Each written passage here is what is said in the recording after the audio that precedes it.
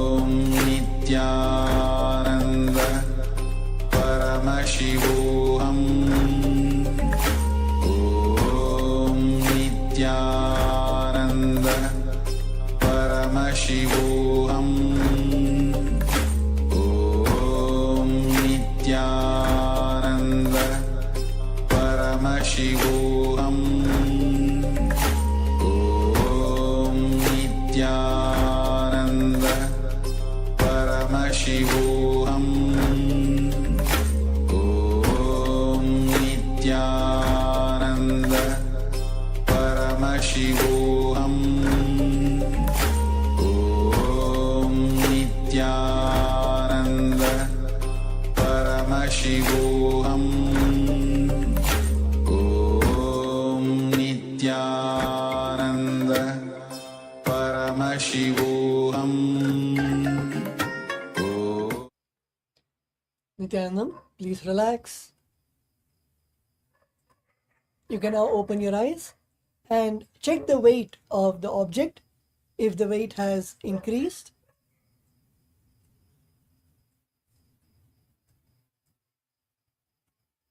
and if the weight has increased, wonderful, you have manifested the power of Garima.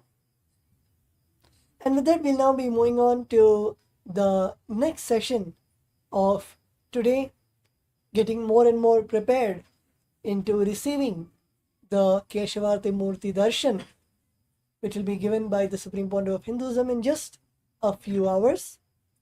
So in this next session, we are going to see about the luxury of simplicity, which basically means many of you might think that you should renounce objects, only then you can consider yourself to be simple. But how is that luxury then?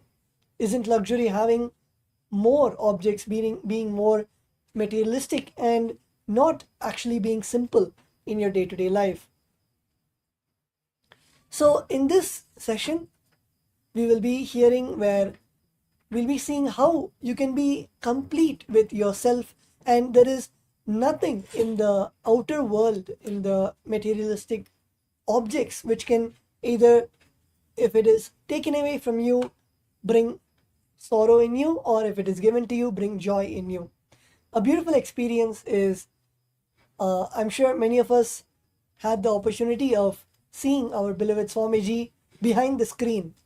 And when Swamiji used to come for, or even now when Swamiji comes for the satsangs, Swamiji literally has kgs of gold, pounds of gold on himself.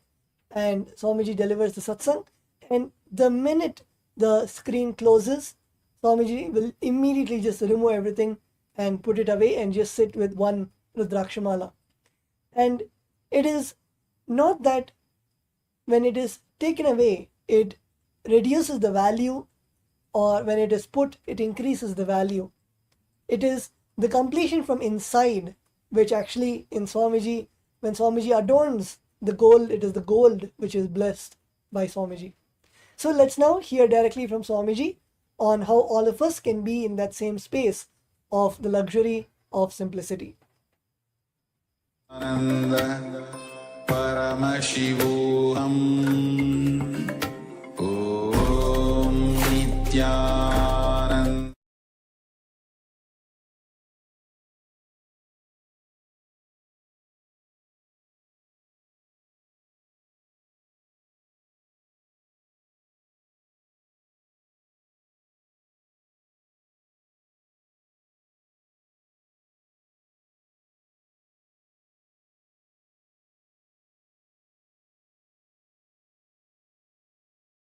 Understand the word, the luxury of simplicity. I am defining luxury of simplicity means to keep yourself inspired and excited and enthusiastic, alive. I do not need anything from outside, is luxury of simplicity. Array, simplicity is a luxury. It is not poverty. A man who tastes the simplicity will radiate grace.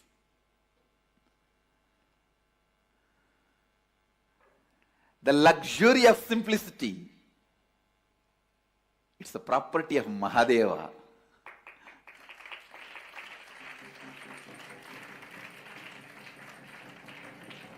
Luxury of simplicity.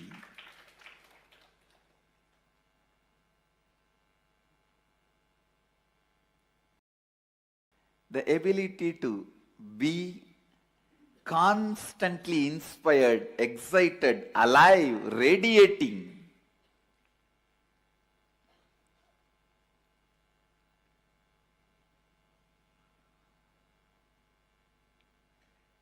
Such complete inner image about you, outer image, others' image, and life image. That is the simplicity, where you do not need anything from outside to excite you, either your senses or your sensitivity or your sensibility. If you need something to excite your senses, that is materialistic. Pleasures of five senses. If you need something to excite your sensitivity, that's the need for love, romance, emotional fulfillment. If you need something externally to excite your sensibility, that is like a need of knowledge and purpose, all that.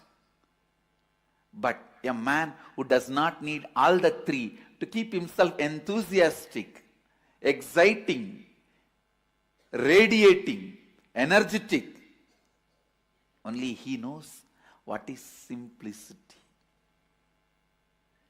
Simplicity is luxury. Understand? Neither these few pillows nor this throne can take away that luxury of simplicity from me. Understand? Simplicity is not, as you understand, poverty based. It is a spiritual based.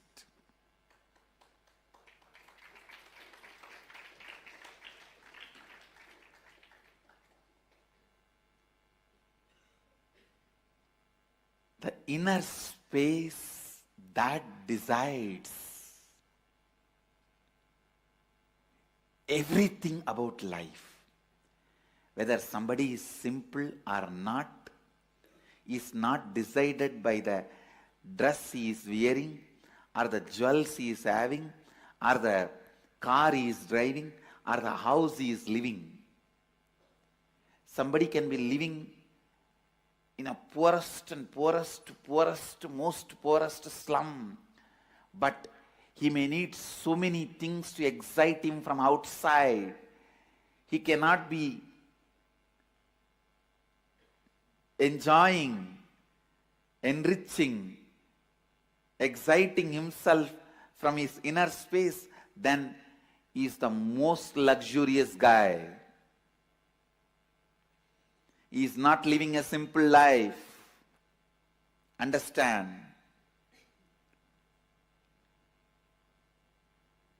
Somebody may be living in a palace, but he doesn't need anything to excite his senses or sensitivity or sensibility from external way.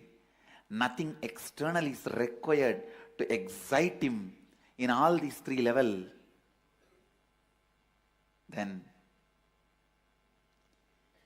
is the most simple being, Bholenath, Mahadeva. Listen. Constantly hold on to that space.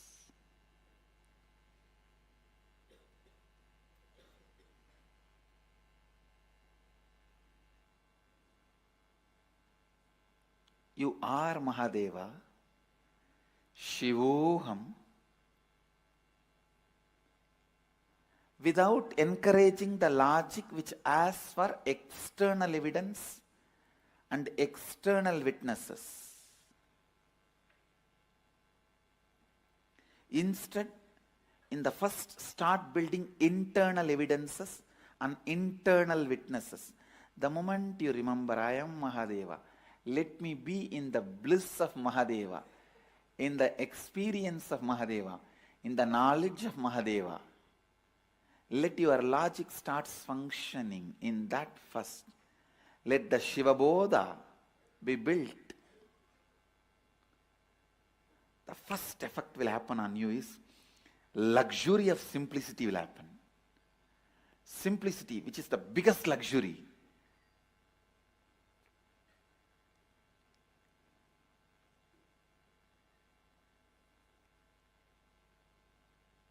When I decided to come to the planet Earth, the first thing I packed and kept under my arms, without forgetting or without leaving the responsibility to somebody else. Land, I told, hey, you go and take it. Keep it ready for the Sangha. Wealth, I said, all right, you take it and go. So many things, strategy, so many things I sent it through so many people and told them, hey, go and keep all the things ready. But one, I myself kept it under my arms without leaving it to anybody, is luxury of simplicity. Understand, this one property, I did not leave it to anybody. I did not leave that responsibility to anybody. Because this is the most important property I need. Whether in my thinking, or being, or words, lifestyle, teaching, in everything. This one quality, luxury of simplicity, will be underlying current.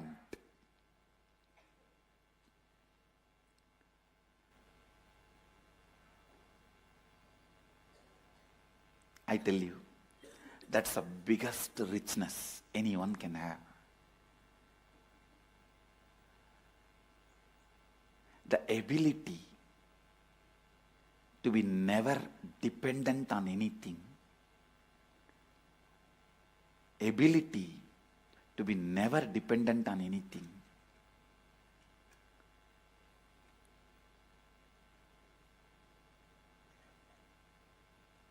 Even now, my whole life can run just with few handful of curd rice and tamarind rice.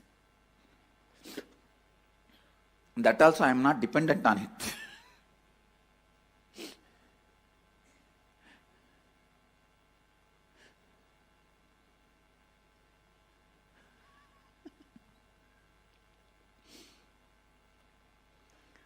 I tell you, when you start invoking Shivoham,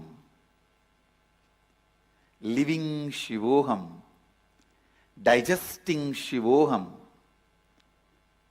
breathing Shivoham, the first internal witness and evidence which will start getting built is luxury of simplicity.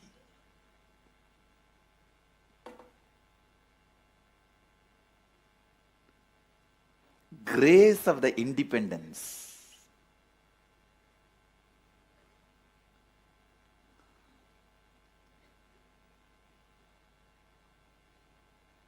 The grace of the independence. The people who don't know what is simplicity, those stupid fellows are telling, I am not simple. I really wanted to tell you guys, even contemplating Shivoham will start creating the luxury of simplicity in you. Start developing that internal independence, the richness, luxury of simplicity.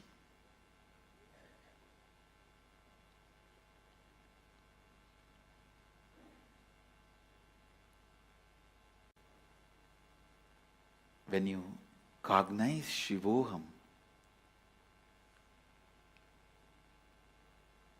the luxury of Kundalini happens in you.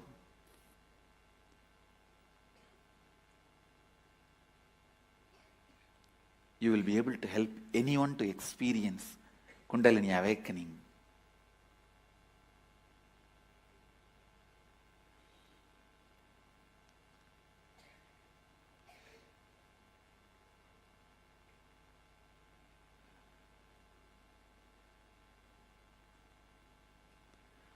Only the person who knows the luxury of simplicity can be Tyagaraja. Because whatever you need in the world, he doesn't need. Go on. Go on. Go on cognizing. Shivoham. Shivoham. Shivoham. That is the only way you can burn your tiredness and boredom. And I tell you, the man who burnt the tiredness and boredom with this fire of Shivoham, only he knows the luxury of independence, luxury of simplicity. I tell you, till you burn your tiredness and boredom, even if you have 1,000 cars, different cars for every day, different houses for every day, different wives for every day, you will never experience luxury. You will still feel you are deprived. Because the experience of tiredness and boredom is the root of the experience of feeling deprived.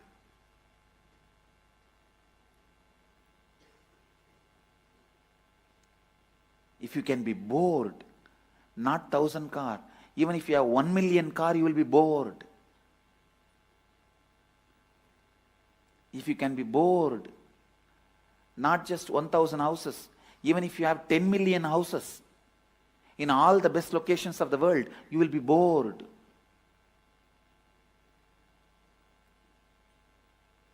So first, burn that pattern of getting tired and bored with this fire of Shivoham. That's the only fire which can burn the pattern of getting tired and bored. The moment you liberated yourself from the pattern of getting tired and bored, I tell you, you know the luxury of simplicity.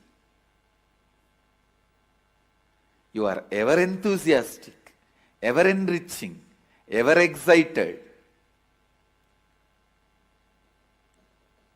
ever enlightened.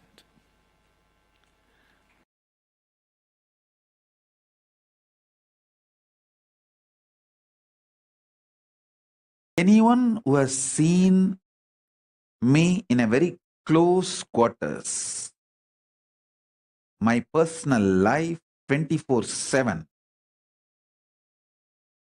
3 years before, people used to have that opportunity. Only last 3 years, I have withdrawn from the society, human society, and no one has access to my life other than the time I come out and sit for satsang classes initiation. But in those days, 3 years before, people used to have access to see my personal life 24/7. For quite a long time, I was even resting in samadhi in my courtyard outside. And the swing, KAILASA courtyard, and people will be able to peep in while they walk across the KAILASA courtyard.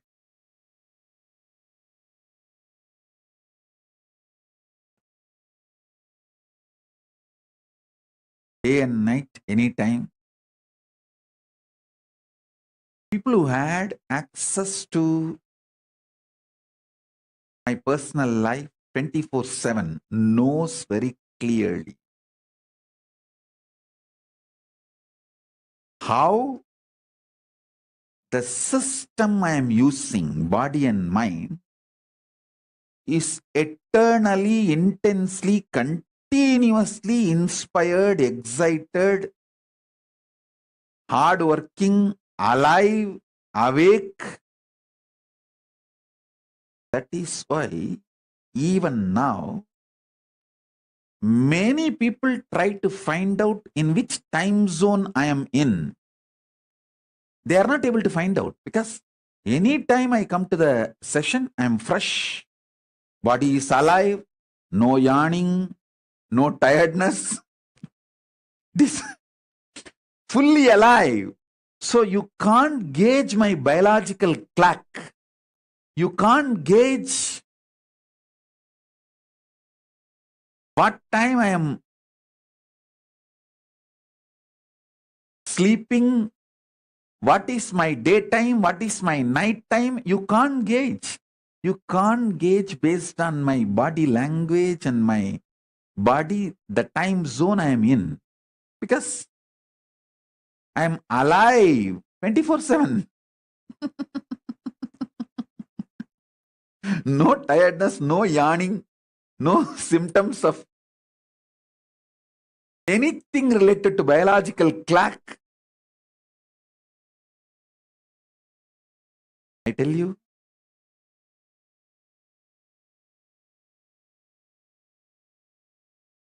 the one and only reason is using consciousness as fuel. It's not that I don't take external food. As long as I was in India, I used to take 1 meal a day. Sometimes, I think when I traveled to US and all the countries, I even had 2 meal a day. But after I left India, withdrew from human society, then I reduced it to once in 15 days, solid food, and other times liquid, sometimes little semi-solid like a kire, spinach.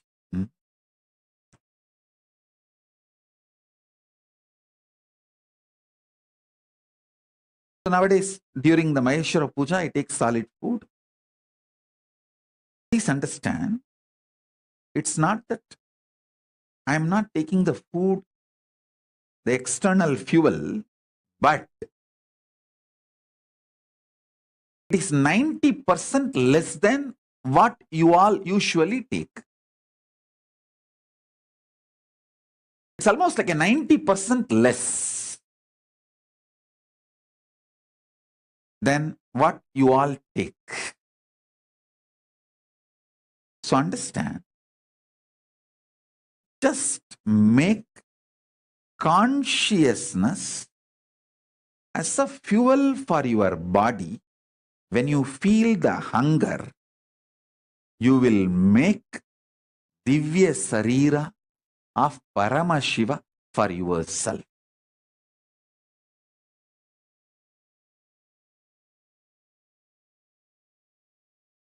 I tell you, freedom is knowing you can manifest the life you want just like that. I'm defining freedom. Freedom is knowing you can manifest the life you want just like that. Actually, you are free. You can manifest the life you want just like that. Why don't you understand? I am the living example. I want to stand on the top of the world and scream, which I am literally doing now. Standing on the top of the world, KAILASA, and screaming, "Oh, human beings, because you have a consciousness, which is my own reflection, you are all free and you are all empowered to manifest the life as you want. Anything else, all other alternative beliefs you are carrying, your impossibility, everything is the brainwashing done to you for the people, by the people who are planning to exploit you. Dun, dun, dun, dun, dun, dun, dun, dun.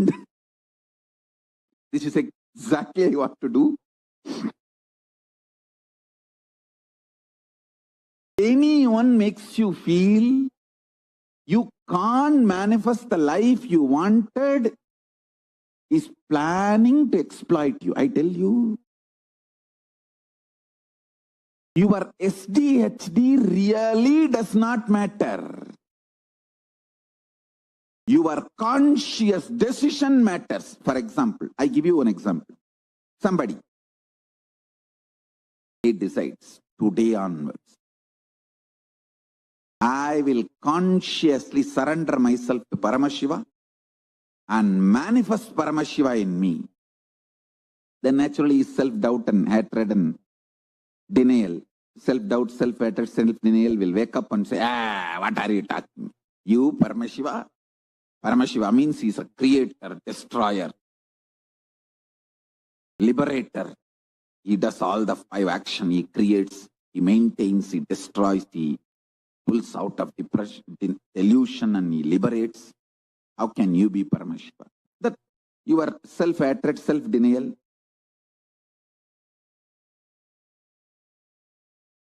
self-doubt, all that will stand up and start jumping. I tell you, your inner miniature version of your mother-in-law is your self-doubt, self-hatred, self-denial. It will just jump. I'm telling you, consciously, your life never ever gets touched by the impact, effect of self-doubt, self-denial, self-hatred. Listen carefully. Only mentally you attack yourself, stop yourself and tie yourself in your couch and start doing Nidra Devata Puja. Nidra Devi Samadhi.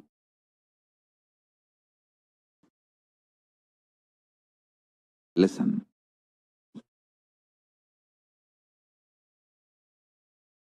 The beauty of your consciousness is it does not get affected even by death. Then can it be affected by your stupid self-doubt, self-hatred, self-denial?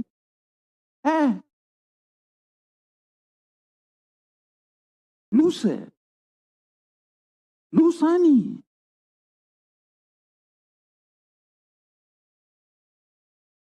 Please understand, I am talking something scientifically scientific. Cosmic science.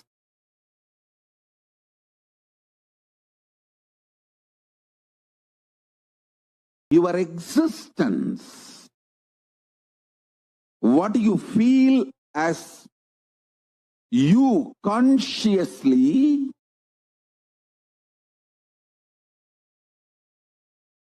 does not get disturbed, shaken, even when your body is pulled out of you.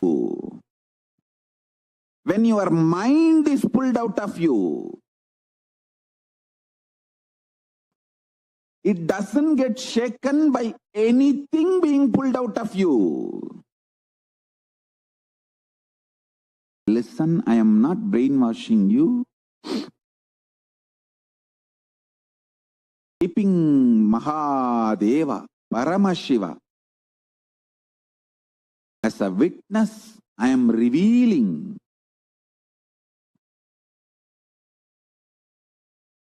his inner space. How he is inside, I am opening it to all of you. I am just opening a door for all of you to experience Paramashiva's inner space. I am telling you, just internalize this. Your balance sheet will go up. You will take amazing business decision.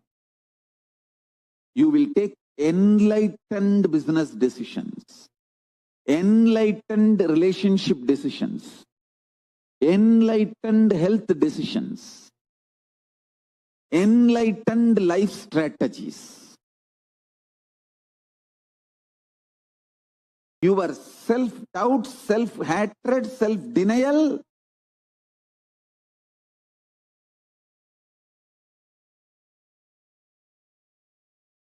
does not impact you.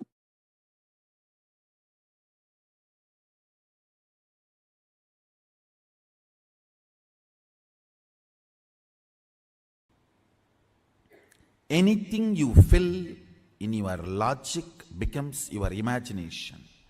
Whether oneness or any decision you take, anything you fill your logic, it becomes your imagination. Anything you fill your breath, your heart, it becomes your visualization. Anything you fill your depth, that becomes your declaration. Then comes time, length, breadth, depth, time.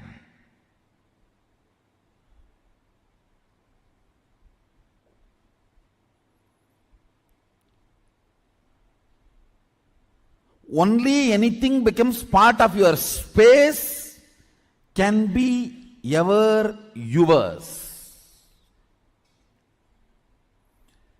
Till something has not become part of your space, it cannot be yours. It is only your imagination, visualization, declaration. Length, breadth, depth. Listen.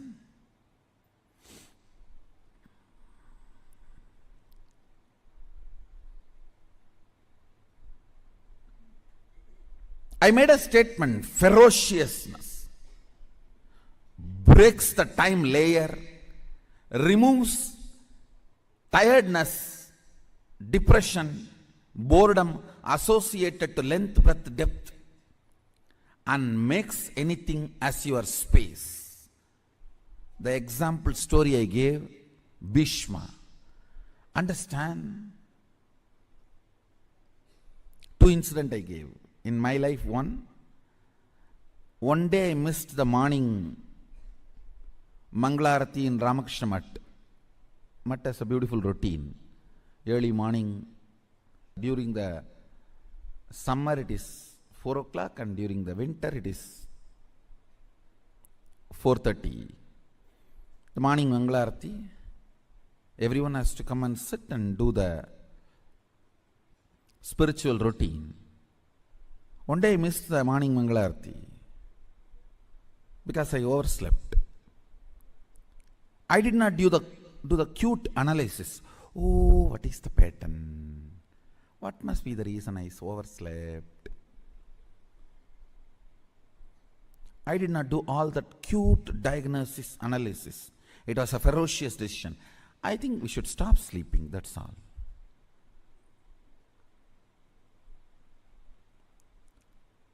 The ferociousness with which I decided to stop sleeping. Only next 3-4 days I did not sleep. But the ferociousness was powerful enough to open my time layer. My decision to be in Mangalarati moved from length, imagination, breadth, visualization, depth, declaration to the space. Time opened up. And after that, not only I never missed Mangalarati, never sleep was a voting component of my life.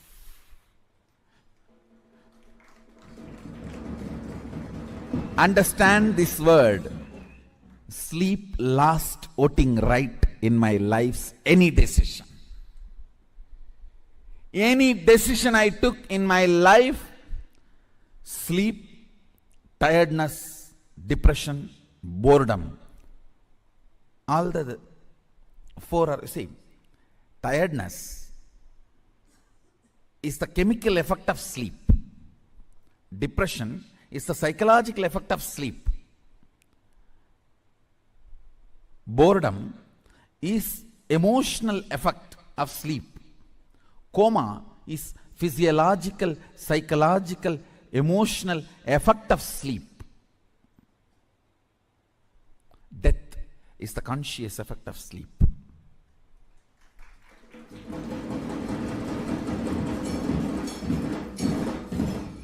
After that day, no decision could be influenced.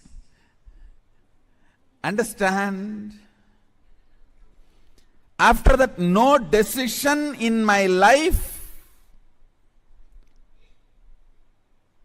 was influenced by sleep.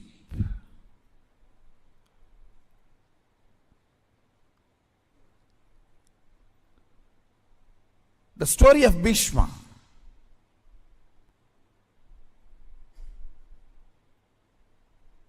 He goes to the woman.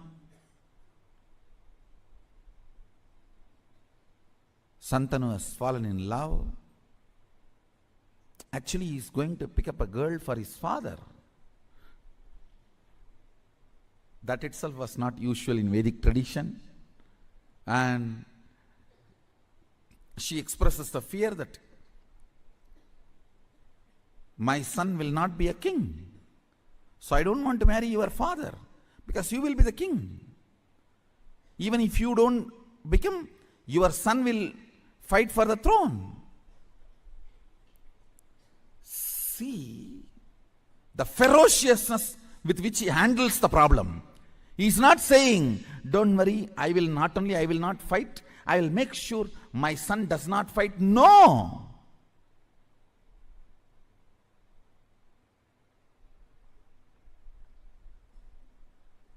The ferociousness. I declare myself Akanda Brahmachari. Understand, the scene is described by Vyasa. It was such fantastic scene. Son sacrificing his life for father's lust, which is not dharmically expected. Dharmically, he is not expected to do this.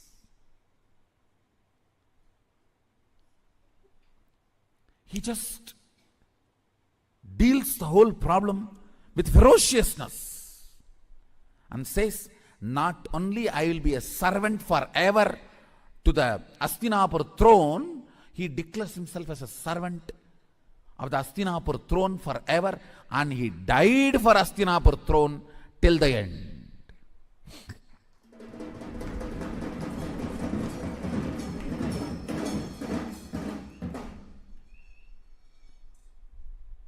Understand? He dropped his body to protect Hastinapur throne. The last act he did, giving all the spiritual and dharmic strength he had to Dharmaraja, now who is Hastinapur throne head. Before he left the body, he made sure the right person is in the Hastinapur throne, Yudhishthira. And he infuses all his best things, Vishnu Sahasranama, and the system to rule. Both he gives to Yudhishthira. I don't know how many of you know, Vishnu Sahasranama was chanted by Bhishma on deathbed. On arrow bed, he chanted, and he gifted the great spiritual principles, the principles of administrating a country through a spiritual way, and gave literally everything to Hastinapur throne and left the body. Listen. See, in our Puranas, every incident and the boon and the whole story you need to connect and see. Only then you will understand the principles. He declares with all the ferociousness, no more sex. I am a brahmachari, Aganda brahmachari. Understand the ferociousness. Time opens. Listen, whenever something happens on the planet Earth, when the time layer opens, the gods and goddesses shower the flowers. Any incident you read, Devatas were showering the flowers, that incident will be directly related to opening of the time. What is opening of the time? Your vow or the decision is from space, not restricted by time. Understand?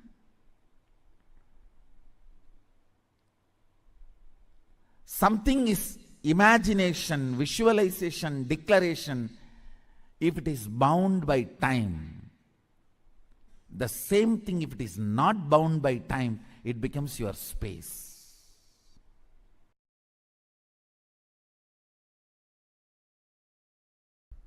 When I was in the Ramakrishna Mat, once I missed morning Manglarati. Manglarati is supposed to be 5 o'clock. I missed Manglarati. I did not try to find out what is the reason, what must be the pattern. I should complete with it. No QTPI analysis. No.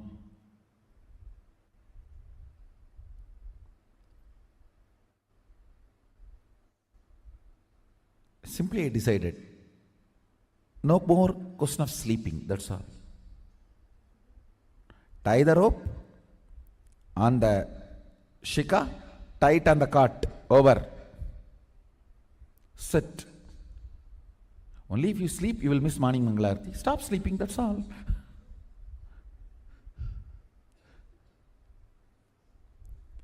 The ferociousness was such. My body and my mind, both of them know, if I decide, I decide. They just obey me if they want to live with me. Understand, both of them know, they simply obey me if they want to live with me. Never again, ever, I missed my morning Mangalarati. It's not that I completely stopped sleeping. Maybe next few days I didn't sleep. But the body and mind learnt the lesson. This guy cannot be bent. He cannot be bent. You simply have to listen to him. You simply have to obey him. If you want to live with him,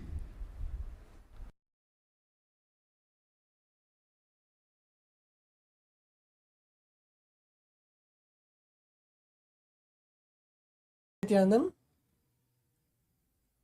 that was such a beautiful discourse sharing by Swamiji about the simplicity and how just by our inner space we're able to radiate the Paramashivatva. And let us do a small exercise, internalizing session. So we're able to root this cognition in our day-to-day life. We're able to root it so constantly we don't have to feel if there's any luxury that we are missing, or constantly being in the space of a parigraha with ourselves. So let's enter into the exercise. So the definition of the luxury of simplicity is to keep yourself inspired, excited, enthusiastic, and alive. The ability to constantly inspire, excite, radiate that complete inner image about you, outer image, others' image, and life image, where you don't need anything from outside to excite you, either your senses, or your sensitivity or your sensibility. Whether someone is simple or not is not decided by the dress he wears or the jewels that he's having or the car that he's driving or the house he's living in. It is the inner space that decides everything.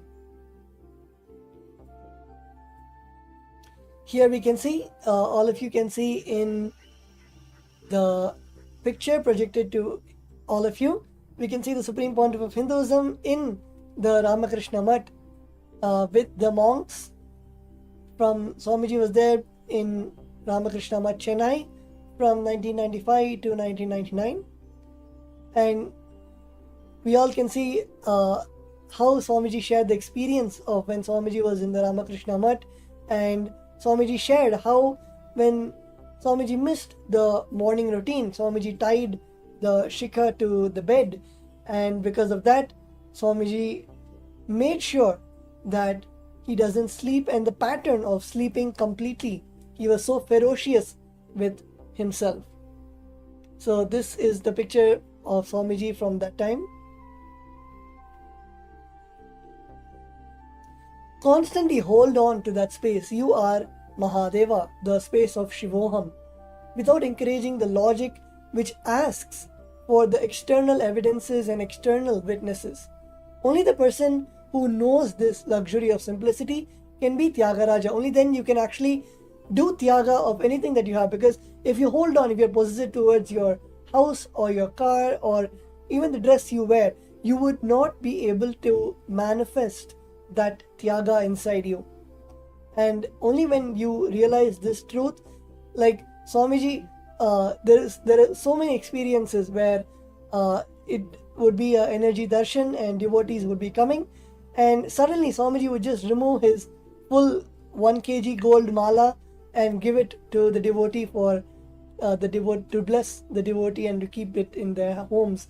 And it is, of course, it is such a small thing, but it is just that way of giving that Swamiji gives, whether it is as small as giving food for Maheshwara Puja. Literally, when Swamiji gives the rice, it would, even though he gives one handful of rice, it would overflow even in our 2 hands.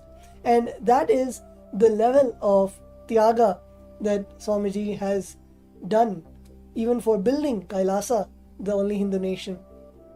So go on cognizing Shivoham, Shivoham, Shivoham.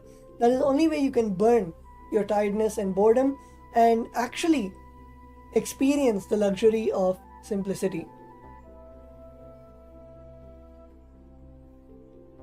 So let's begin the exercise. Write down all the sleep patterns you have. For example, you sleep late at night, you can't sleep for more than 2 hours at a stretch, you feel sleepy throughout the day. Write down all of the experiences related to sleep in your life. Yes, actually, even if the participants would like to share on Zoom, you can even share so we can help guide you on how best you're able to have this experience. I'm able to see Shri Purna Sukhananda, Ezekiel Aya from LA, Weng Shi King, Weng Ki Shin Aya from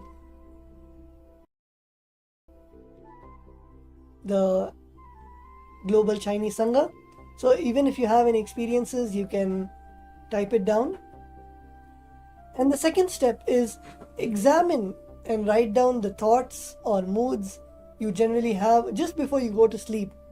Whether it is whether you're tired, or whether you're irritated with your day, or whether you feel complete and you sleep, or you feel lusty before you sleep, or you feel that fear before you sleep. Any emotion that you're having before you sleep, you can write it down. And then write down if you see any correlation between the thoughts you have during the day and the quality of sleep in the night. So let's start the exercise. Everyone can start writing down.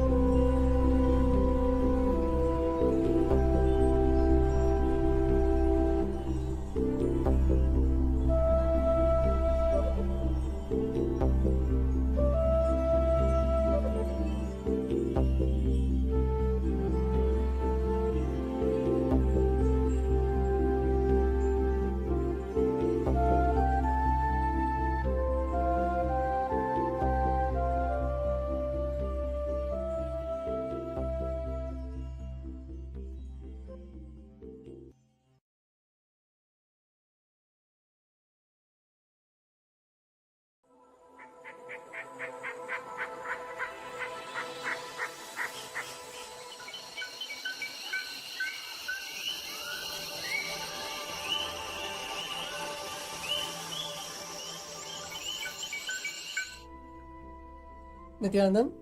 Hope everyone is done with the exercise.